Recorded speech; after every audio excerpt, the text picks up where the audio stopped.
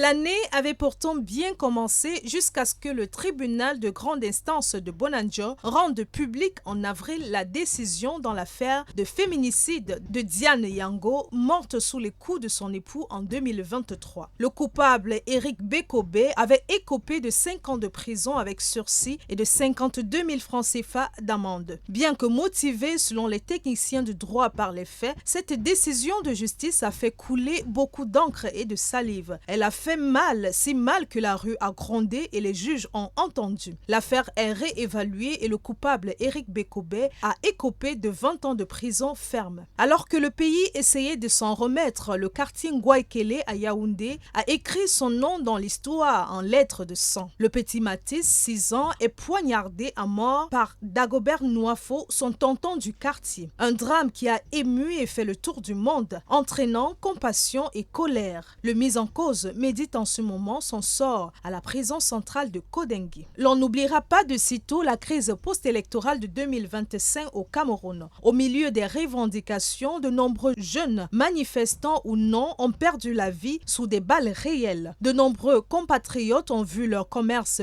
pillé et d'autres leurs maisons incendiées. Des centaines de personnes ont été emprisonnées et des milliers d'autres traînent encore les traumatismes de ce chapitre difficile de notre pays. Que dire des poubelles dans les grandes villes du pays? Les Camerounais s'en sont tellement plaints qu'ils ont fini par s'y habituer. Sur les chaussées, des tas d'immondices ont presque élu domicile. La consommation des drogues en milieu jeune n'a non plus diminué selon le Comité national de lutte contre les drogues. Des efforts restent à faire dans ce sens.